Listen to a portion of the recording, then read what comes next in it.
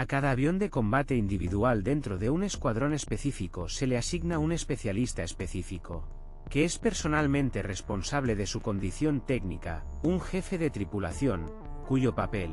a pesar de su aparente modestia en comparación con la figura públicamente más visible del propio piloto, sigue siendo uno de los más importantes en toda la estructura para garantizar la efectividad real de combate de la aviación militar. A diferencia de un piloto, que puede volar periódicamente varios aviones específicos como parte de un escuadrón, al jefe de tripulación se le asigna tradicionalmente un número de cola específico y específico del avión, durante todo el periodo de su servicio en esta unidad en particular, lo que le permite acumular un conocimiento excepcionalmente profundo y detallado de la historia técnica, las características individuales y los más mínimos matices de operación de este avión en particular, potencialmente diferente en sus características operativas de otros tipos de aviones formalmente idénticos, de la misma división. La gama de responsabilidades del jefe de tripulación es extremadamente amplia, desde el mantenimiento diario directo y la preparación previa al vuelo de la aeronave asignada hasta la coordinación del trabajo de especialistas técnicos mucho más especializados que se ocupan de sistemas específicos de aeronaves individuales, aviónica, armas, hidráulica, garantizando la coherencia general y la puntualidad de todo el complejo de procedimientos técnicos necesarios, antes de cada vuelo específico. Es el jefe de tripulación, y no el propio piloto, quien en última instancia tiene la responsabilidad personal directa de confirmar oficialmente la plena preparación técnica de una determinada aeronave para el vuelo, certificando físicamente la documentación técnica pertinente con su firma inmediatamente antes de que el piloto reciba el permiso formal para arrancar el motor y realizar el vuelo posterior. Una tradición indicativa ampliamente conocida en la comunidad de la aviación militar es que el jefe de tripulación, por regla general, está personalmente presente directamente en el stand en el momento en que el avión que le ha sido asignado regresa de una misión de combate, independientemente de la hora del día o de las condiciones climáticas, lo que refleja la actitud profundamente personal y emocionalmente significativa de dicho especialista hacia el destino de un equipo técnico específico, confiado a su cuidado y, lo que es más importante, hacia la seguridad de un piloto en particular que pilotea este avión en un vuelo determinado. La relación entre el piloto y el jefe de tripulación asignado a un avión en particular a menudo adquiere un carácter muy especial y profundamente confidencial, ya que el desempeño exitoso y seguro de una misión de combate por parte del piloto depende directamente de la escrupulosidad, la competencia técnica y la atención a los detalles más pequeños de este especialista técnico en particular, quien es personalmente responsable de la capacidad de servicio de cada elemento de este avión en particular. A pesar de que es la figura del piloto militar la que tradicionalmente resulta ser un lado mucho más visible y públicamente reconocible de la aviación militar, la posibilidad misma de que cualquier piloto, incluso el más experimentado y talentoso, realice una misión de combate de manera segura y efectiva, es fundamentalmente imposible sin el trabajo excepcionalmente concienzudo y técnicamente impecable de especialistas en mantenimiento en tierra mucho menos visibles públicamente, pero absolutamente irreemplazables, entre los cuales la figura de un jefe de tripulación asignado personalmente ocupa un lugar especial, en gran medida simbólico, de personal directo. Responsabilidad por el destino de una aeronave en particular y de un piloto en particular. A principios de la década de 1950, en los cielos de la parte norte de la península de Corea, sucedió algo que nunca antes se había conocido en la historia militar de la humanidad: batallas aéreas masivas y regulares entre aviones de combate que volaban a velocidades muy cercanas a la velocidad del sonido. Esta sección del cielo, donde pilotaban los F-86 Sabres estadounidenses y los MiG-15 soviéticos, que luego estaban estrictamente clasificados, principalmente por pilotos soviéticos, chocaban una y otra vez, pasó a la historia militar con el nombre no oficial de MiG Alley. Hasta ese momento, Los combates aéreos a lo largo de la historia anterior de la aviación militar, incluida la Segunda Guerra Mundial, se habían llevado a cabo principalmente con aviones de pistón a velocidades que rara vez excedían los 600 o 700 km por hora. La era de los aviones de combate del conflicto coreano requirió un replanteamiento completo de las tácticas mismas del combate aéreo, ya que las técnicas anteriores de combate maniobrable, desarrolladas durante décadas, a menudo resultaban inaplicables o requerían una adaptación significativa a las velocidades fundamentalmente nuevas y limitaciones físicas de los aviones de combate. El MiG-15 y el Sabre eran en muchos aspectos tecnológicamente comparables, pero al mismo tiempo muy diferentes en sus características, oponentes. El caza soviético, por regla general, superó a su oponente estadounidense en velocidad de ascenso y techo de servicio, lo que le dio una cierta ventaja táctica en la fase inicial de la batalla si la batalla comenzaba a gran altura. El American Sabre, a su vez, a menudo demostró un mejor control y maniobrabilidad en el plano horizontal en altitudes medias, y también tenía un sistema de puntería más avanzado para esos tiempos. Fue durante las batallas aéreas sobre Corea que, por primera vez en la práctica mundial, se registraron y documentaron en detalle una serie de fenómenos aerodinámicos fundamentalmente nuevos, asociados específicamente con las velocidades de vuelo transónicos, incluido el efecto de aleteo mencionado anteriormente y diversas formas de pérdida de control de la aeronave, al acercarse a la velocidad del sonido, que los pilotos de la era anterior, la de los pistones, simplemente nunca antes habían encontrado. Posteriormente, las estadísticas de victorias aéreas sobre Corea se convirtieron en objeto de muchos años de análisis detallado por parte de teóricos militares de ambos lados del conflicto,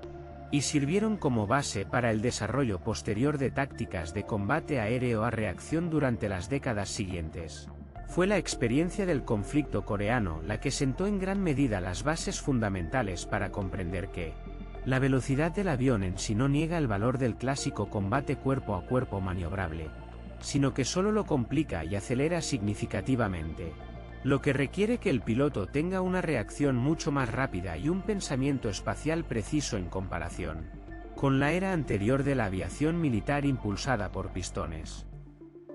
Muchas técnicas tácticas desarrolladas específicamente en los cielos de Corea, incluidas varias variantes de maniobra vertical, aprovechando la mayor velocidad de ascenso de un cierto tipo de caza, y varios métodos para perder y restaurar rápidamente la energía de un avión durante una batalla maniobrable, estrechamente relacionados con la teoría de la maniobrabilidad energética de John Boyd, ya discutida en detalle. Posteriormente, años más tarde, formaron la base teórica para un enfoque mucho más formalizado y con base matemática para el análisis del combate aéreo, que determinó el mayor desarrollo de la aviación de combate en las próximas décadas. Ya hemos examinado en detalle la evolución técnica del primer avión furtivo de producción, el EF-117, y la historia de su operación clasificada. Pero detrás del nacimiento mismo de esta tecnología revolucionaria se esconde una división de ingeniería específica, muy inusual en su organización interna, del fabricante de aviones estadounidense Lockheed, conocida con el nombre no oficial de Skunk Works, y una persona específica que determinó en gran medida la filosofía misma de trabajo de esta división, el ingeniero Ben Rich. Skunk Works era una división separada y altamente autónoma dentro de una gran corporación, organizada deliberadamente según principios que eran radicalmente diferentes de la estructura burocrática, típica de las grandes empresas de defensa de la época. Un pequeño equipo cuidadosamente seleccionado de ingenieros altamente capacitados trabajaba en el más estricto secreto, pero tenía una autoridad inusualmente amplia para tomar decisiones técnicas independientes sin tener que pasar por los múltiples niveles de aprobaciones corporativas habituales, características de los grandes programas de defensa de la época. Fue este modelo organizativo, según muchos estudiosos posteriores de la historia de la fabricación de aviones, el que jugó un papel fundamental en la capacidad de la división para lograr avances tecnológicos verdaderamente revolucionarios en el periodo histórico más corto, a veces sorprendente, significativamente más rápido que el ritmo típico de desarrollo de programas de aviación comparables, implementados en el marco de una estructura corporativa convencional y más conservadora. El avance científico clave que formó la base del primer avión furtivo práctico fue un trabajo teórico, desarrollado originalmente por el físico soviético Piotr Fitzek y publicado en la prensa científica abierta, en los años 60, dedicado a la descripción matemática de la reflexión de ondas electromagnéticas de objetos de diversas formas geométricas. Es de destacar que este trabajo teórico siguió siendo relativamente poco conocido y no encontró aplicación militar práctica en la propia Unión Soviética durante bastante tiempo, mientras que fueron los ingenieros estadounidenses de Skunk Works los primeros en el mundo en evaluar verdaderamente y aplicar prácticamente el colosal potencial inherente a esta teoría para reducir radicalmente la firma de radar de un avión de combate real. Basándose en principios matemáticos similares,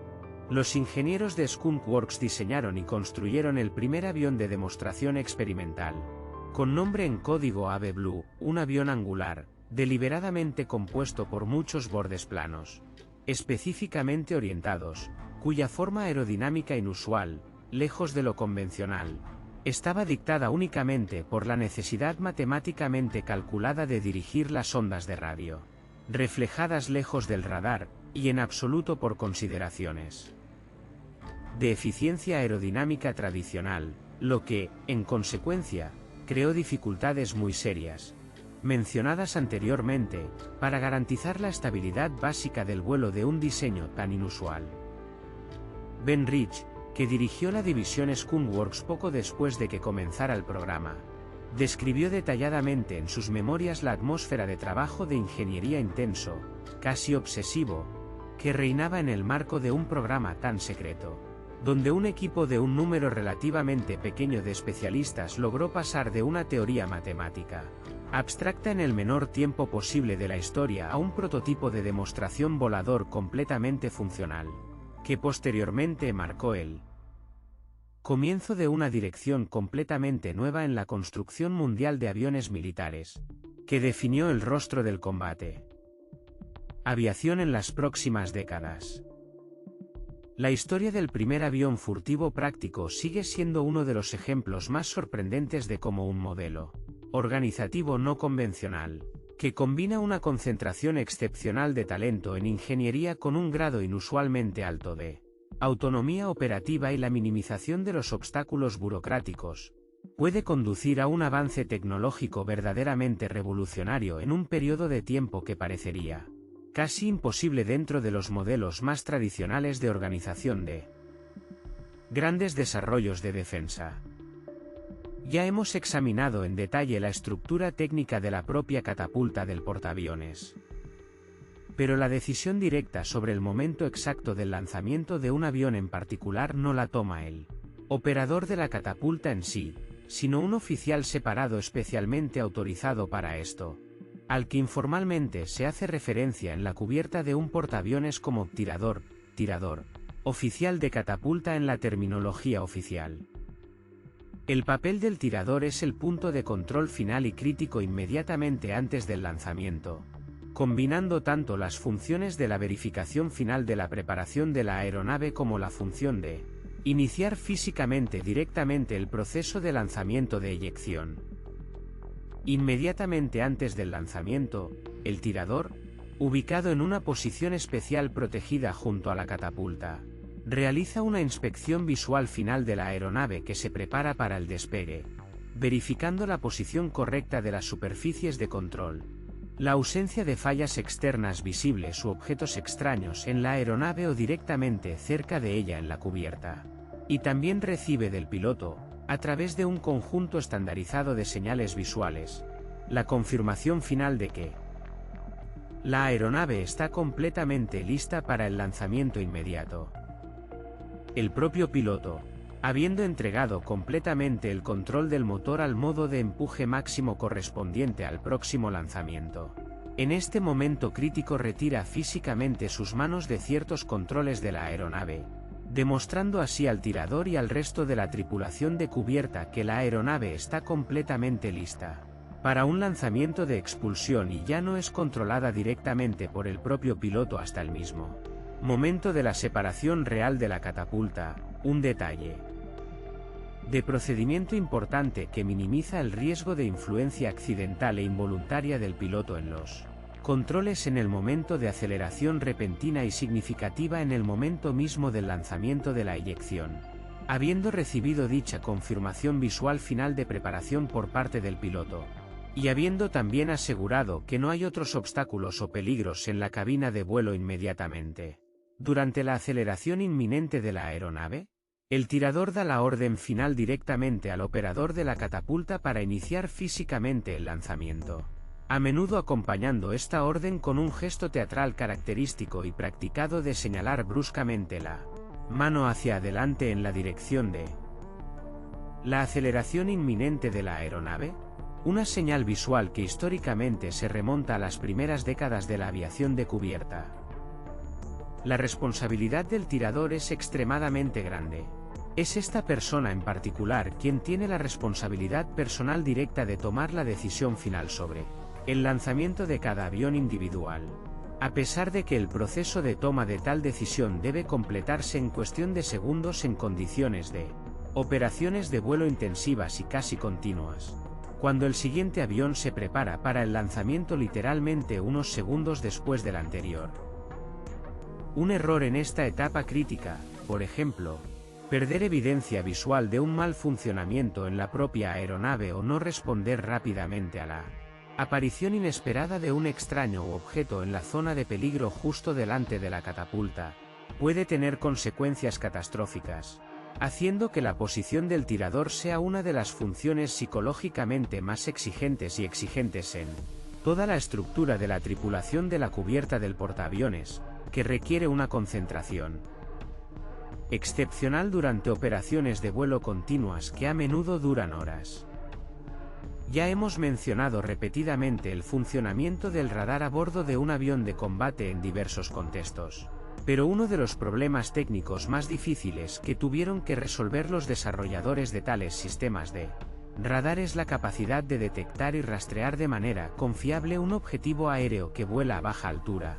directamente contra el fondo de un reflejo de radar mucho más intenso desde la superficie terrestre. Una tarea conocida en el entorno profesional como la capacidad de mirar hacia abajo, derribar, capacidad de mirar hacia abajo y derribar. ¿Por qué una tarea de este tipo plantea una complejidad técnica tan importante? La superficie terrestre, especialmente en determinadas topografía o vegetación, es en sí misma un reflector muy intenso de la radiación del radar. Cuando un rayo de radar aerotransportado se dirige hacia abajo, hacia un objetivo aéreo que vuela bajo, la señal reflejada mucho más débil del propio avión objetivo inevitablemente queda literalmente enterrada en el ruido general mucho más intenso del radar reflejado desde la superficie de la Tierra detrás y alrededor de ese objetivo aéreo en particular. La solución a este problema técnico fue posible gracias a la introducción de una generación fundamentalmente nueva de radares aerotransportados que utilizan el llamado principio de funcionamiento Doppler de pulso, radar Doppler de pulso. La idea clave de esta tecnología es utilizar el efecto Doppler, un fenómeno físico en el que la frecuencia de la señal del radar reflejada cambia según la velocidad relativa del objeto que refleja la señal en relación con el propio radar. Un avión objetivo en vuelo, independientemente de si se mueve hacia el radar, alejándose de él o en un cierto ángulo, casi siempre tiene una velocidad de movimiento radial relativa significativamente diferente en relación con el radar mismo que la superficie terrestre estática, lo que conduce a un cambio Doppler notable y bastante mensurable en la frecuencia de la señal reflejada desde él. Objetivo aéreo en comparación con la frecuencia de la señal reflejada directamente desde la superficie terrestre estacionaria detrás de este objetivo. Por lo tanto, un radar Doppler de pulso moderno es capaz de filtrar efectivamente una parte significativa de la señal intensa, pero al mismo tiempo característicamente estática en sus características Doppler, reflejada desde el suelo, resaltando contra ese fondo una señal mucho más débil, pero al mismo tiempo característicamente dinámica, de un objetivo aéreo realmente en movimiento y de interés práctico. Incluso si este objetivo se encuentra a una altitud relativamente baja, literalmente, contra el fondo de la superficie terrestre. La introducción de esta tecnología en los años 70 y 80 del siglo XX produjo una verdadera revolución en las tácticas de combate aéreo, ya que antes de eso, los aviones enemigos que volaban a baja altura seguían siendo prácticamente invulnerables a la detección efectiva y posterior interceptación por el radar a bordo de un caza, lo que hizo que volar a altitudes extremadamente bajas fuera una de las tácticas más efectivas para evadir la detección durante el largo periodo anterior de desarrollo de la aviación militar. Las versiones modernas de esta tecnología de radar, mejoradas aún más mediante el uso de antenas activas en fase, cuyo principio de funcionamiento podemos hablar en una de las partes futuras de este material, proporcionan una precisión y confiabilidad aún mayores de dicha detección de objetivos en vuelo bajo en un fondo significativo de la señal reflejada desde la superficie de la Tierra, lo que complica significativamente el uso de un vuelo simple a baja altitud como una táctica independiente y suficiente para evadir los sistemas de detección de radar modernos y técnicamente avanzados. Ya hemos tocado repetidamente el tema de la guerra electrónica en un contexto general. Pero existe una diferencia técnica fundamental entre dos enfoques fundamentalmente diferentes de la interferencia electrónica, cada uno de los cuales tiene sus propias ventajas y desventajas significativas dependiendo de la situación táctica específica, la interferencia por bombardeo y la interferencia por engaño. La interferencia de bombardeo es un enfoque relativamente simple en su concepto básico. El bloqueador emite una poderosa señal de radio de banda ancha, literalmente interfiriendo, un rango significativo de frecuencias operativas en las que un radar enemigo podría funcionar teóricamente, inundando el receptor del radar enemigo con un ruido electromagnético aleatorio mucho más poderoso, ocultando efectivamente en este ruido la señal real, mucho más débil en potencia reflejada del objetivo protegido. La principal ventaja práctica de este enfoque es su relativa simplicidad, lo que es más importante, su eficacia contra una amplia gama de diferentes tipos de radares simultáneamente, ya que el bloqueador no necesita saber exactamente la frecuencia operativa específica del radar enemigo, basta con cubrir con radiación de interferencia una gama bastante amplia de frecuencias dentro de las cuales presumiblemente puede funcionar un radar enemigo específico. Sin embargo, un inconveniente importante de este enfoque es el hecho mismo de que la intensa y poderosa radiación del bloqueador en sí es una señal muy característica, fácilmente detectada por el enemigo, que indica con precisión la dirección de la fuente de dicha interferencia, lo que potencialmente desenmascara la ubicación de la aeronave protegida o, al menos, la dirección general de donde viene el grupo de aeronaves protegidas, incluso si el hecho mismo de la presencia de un objetivo aéreo específico directamente detrás de tal muro de interferencia permanece oculto para el enemigo. Un enfoque fundamentalmente diferente lo representa la llamada interferencia por engaño, que es mucho más compleja técnicamente, pero al mismo tiempo desenmascara mucho menos el hecho mismo de la interferencia. En lugar de crear un ruido electromagnético simple de banda ancha, dicho sistema analiza la señal de radar enemigo recibida directamente y luego genera y reirradia de regreso a ese radar una señal de respuesta falsa especialmente modificada que simula un reflejo real del objetivo, pero contiene información deliberadamente distorsionada sobre la ubicación, velocidad o alcance reales del objetivo real.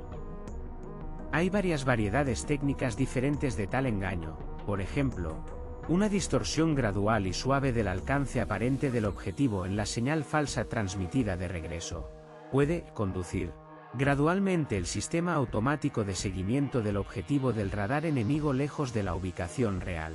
y real de la aeronave protegida, engañando efectivamente al radar con respecto a las verdaderas coordenadas del objetivo, mientras que el hecho mismo de establecer tal interferencia engañosa es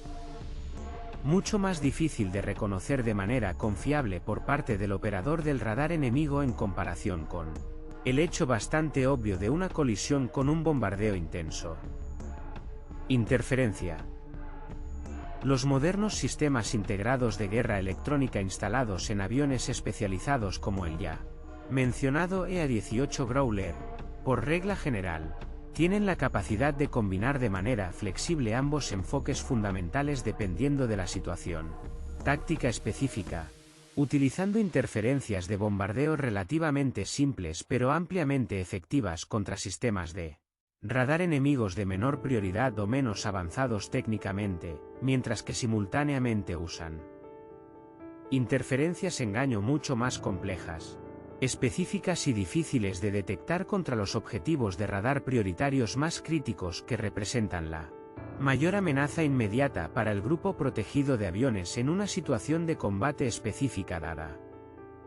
La salmarina es uno de los enemigos más persistentes, constantes y, a primera vista, imperceptibles de cualquier portaaviones y de los aviones que se basan en él. La exposición constante al aire saturado con salmarina y las salpicaduras directas periódicas de agua de mar salada crean un ambiente corrosivo extremadamente agresivo que puede causar con bastante rapidez daños graves, a veces críticos, a los elementos metálicos desprotegidos de la estructura del avión, acelerando significativamente el proceso natural de destrucción por corrosión del metal en comparación con las condiciones de funcionamiento mucho menos agresivas de ese avión. La misma tecnología en tierra. La lucha contra una amenaza de corrosión tan constante es un área de mantenimiento separada, muy laboriosa y organizativamente compleja para las aeronaves con base en portaaviones, que requiere recursos importantes y constantes y un estricto cumplimiento de numerosos procedimientos regulados. La primera línea de defensa son pinturas protectoras especiales y diversos compuestos anticorrosivos, desarrollados específicamente para tales condiciones de operación, que se aplican en todas las superficies externas y, en cierta medida, internas de la aeronave, lo que ralentiza significativamente el contacto directo del metal desprotegido de la estructura con la atmósfera marina agresiva y saturada de sal. El segundo elemento, no menos importante, es un procedimiento regular y cuidadosamente regulado para lavar el avión con agua dulce,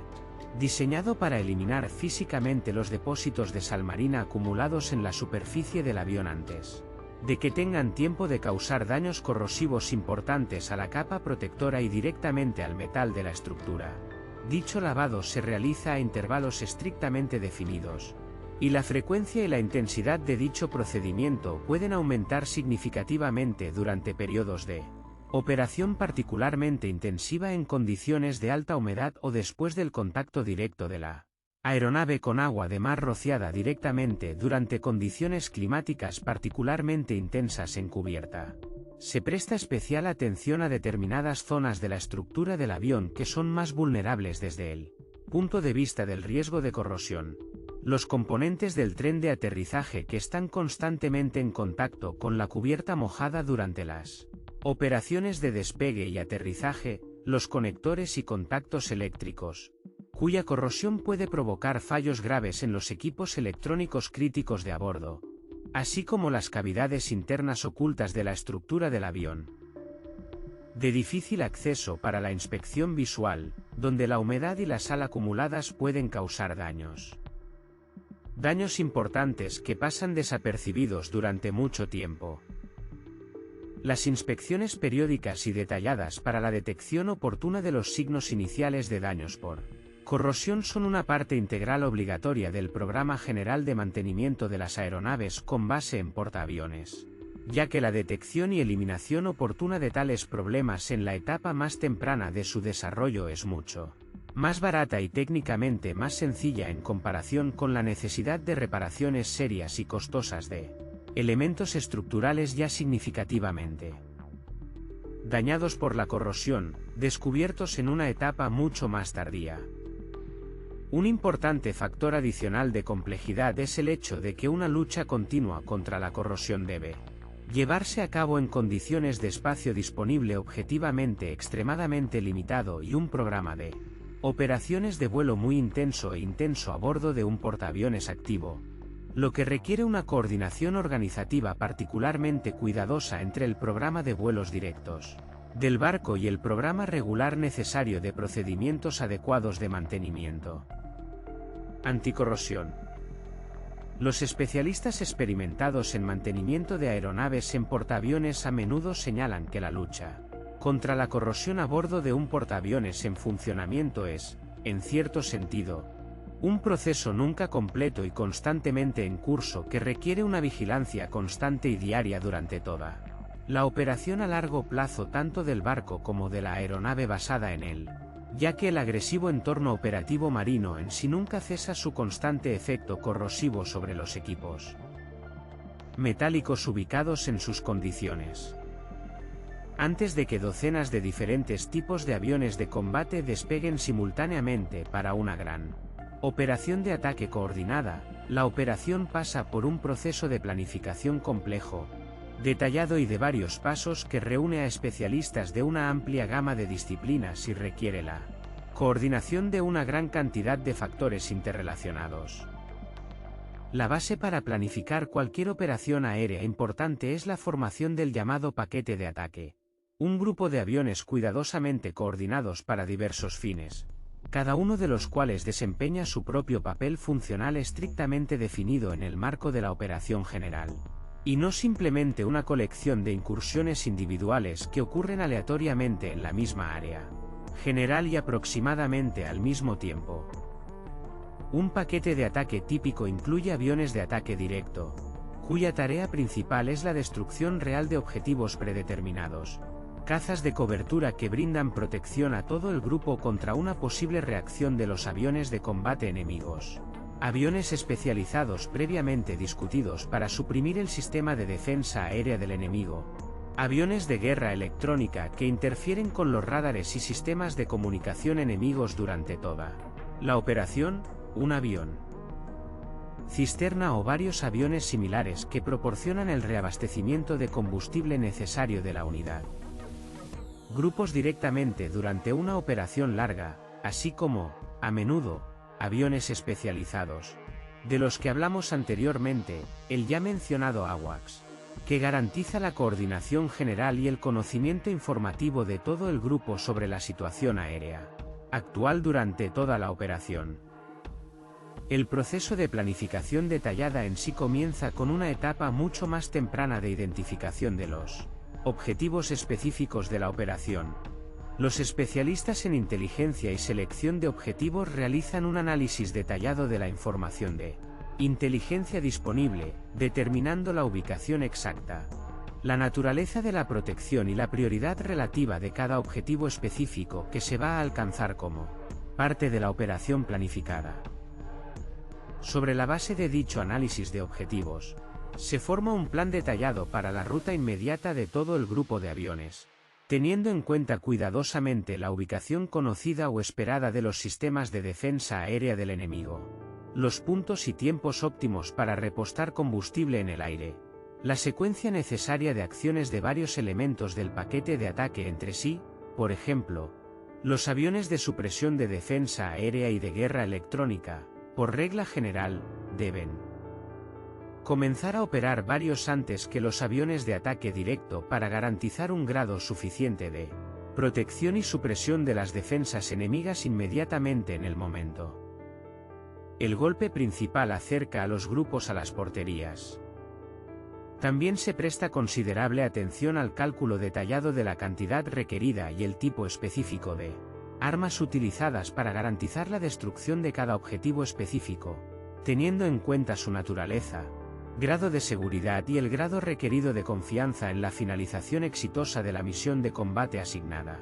lo que determina directamente tanto la composición específica y la carga de armas del propio avión de ataque, como el número total requerido de aviones involucrados en la operación.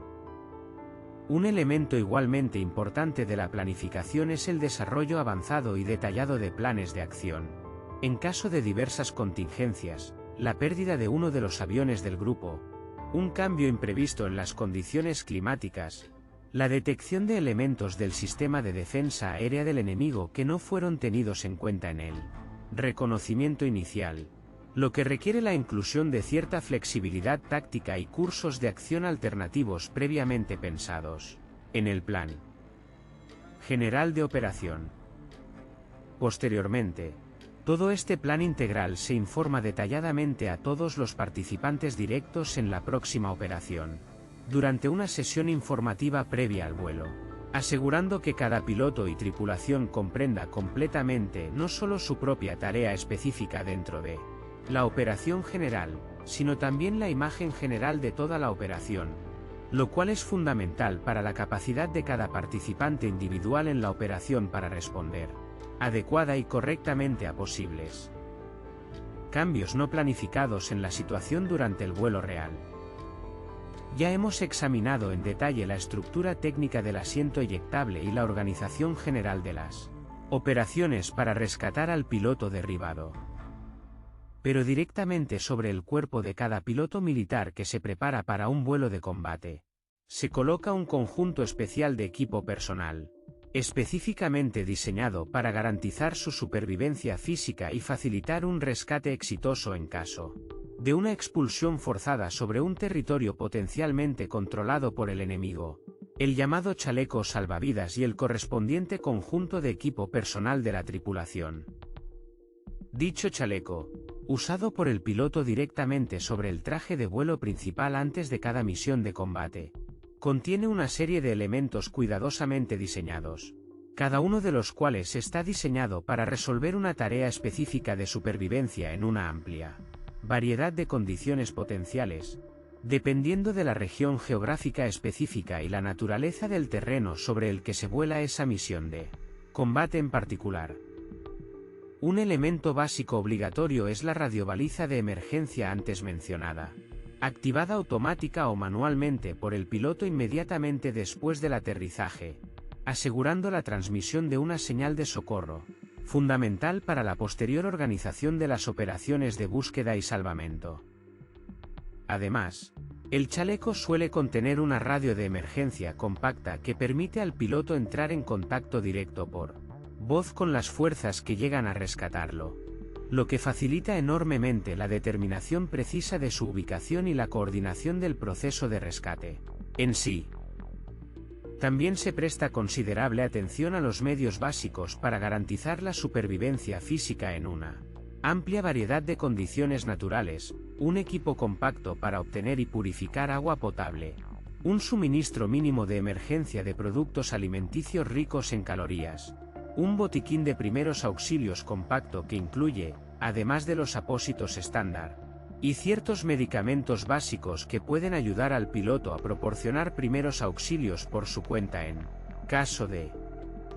posibles lesiones recibidas directamente durante la expulsión o el aterrizaje posterior. Un elemento igualmente importante es un cierto conjunto de equipos de señalización que ayudan a atraer la atención de las fuerzas amigas, y no de un enemigo potencial. Un espejo de señales compacto capaz de reflejar la luz del sol a una distancia considerable.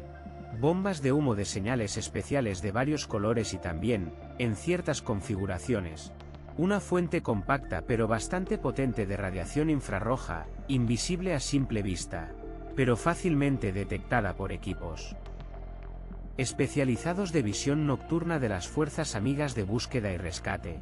de la que hablamos en una de las partes anteriores de este material.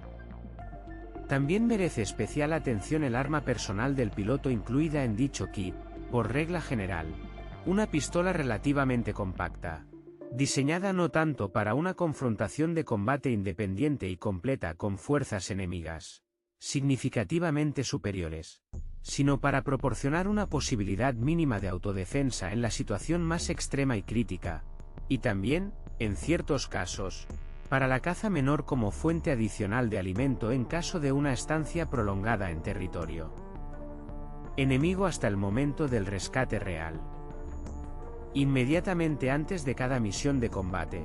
se comprueba cuidadosa y periódicamente que un conjunto completo de dicho equipo de rescate personal esté completo y en condiciones de servicio técnico de cada elemento individual, y el propio piloto se somete a un entrenamiento especializado obligatorio, repetido periódicamente, en el uso práctico de cada elemento de este equipo en condiciones lo más cercanas posible a las reales, que está diseñado para proporcionar total confianza y habilidad. Práctica en el uso efectivo de este equipo extremadamente importante y potencialmente salvavidas, directamente en el momento de una situación de emergencia real y extremadamente estresante,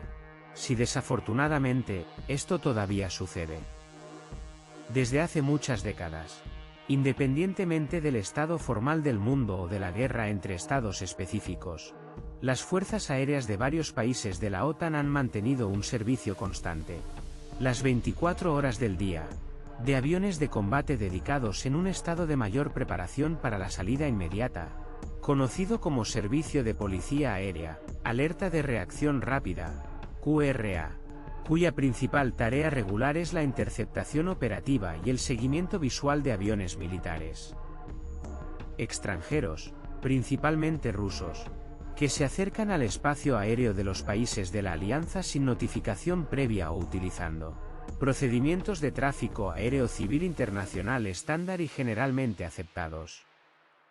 Estos aviones de combate, por regla general, se encuentran en refugios especiales fortificados muy cerca de la pista, con el tanque completamente lleno y munición estándar completa, y los pilotos de servicio están en un estado de constante preparación para la salida inmediata unos minutos, después de recibir la orden correspondiente del sistema de defensa aérea,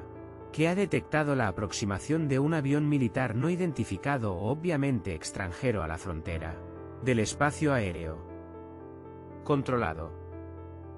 El procedimiento típico para tal interceptación comienza con la detección de una aeronave extranjera que se aproxima mediante vigilancia por radar terrestre o aéreo mucho antes de su aproximación inmediata a la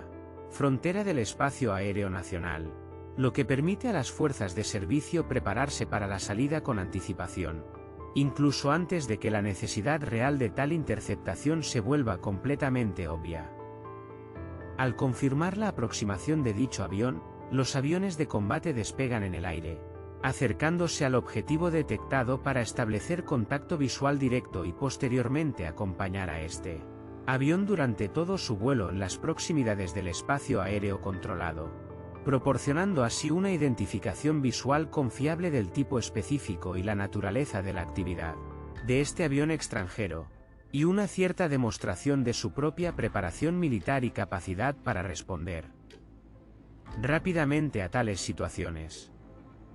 En la gran mayoría de los casos, estas interceptaciones se llevan a cabo de forma completamente pacífica y regulada. Sin ningún enfrentamiento real, el avión extranjero, por regla general, continúa su vuelo en el espacio aéreo internacional, sin violar formalmente ninguna norma legal internacional, mientras que los cazas que lo acompañan realizan exclusivamente vigilancia visual, si es necesario, un procedimiento internacional estandarizado de señalización visual diseñado para garantizar el despacho seguro y libre de conflictos de ambos grupos de aviones en el espacio aéreo común. Sin embargo, tales interceptaciones periódicas conservan un significado político-militar práctico y simbólico significativo,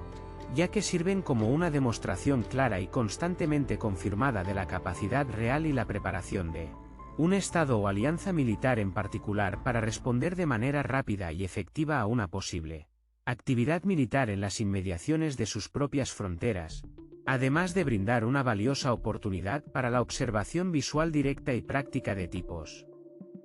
específicos y características del funcionamiento de los modernos equipos de aviación militar de un enemigo potencial, incluidas las pruebas prácticas y la mejora de nuestros propios procedimientos de respuesta rápida e interceptación en condiciones lo más cercanas posible a una situación real potencialmente de combate. Situación, pero sin el riesgo de combate real que lo acompaña, característico de un conflicto militar real.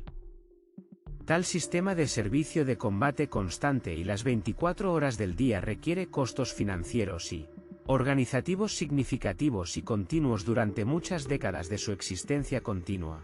Pero los líderes militares de la mayoría de los países que apoyan dicho sistema lo consideran un elemento integral de importancia crítica de la estructura general para garantizar la seguridad militar nacional y colectiva en el contexto de la continua incertidumbre de la situación geopolítica moderna.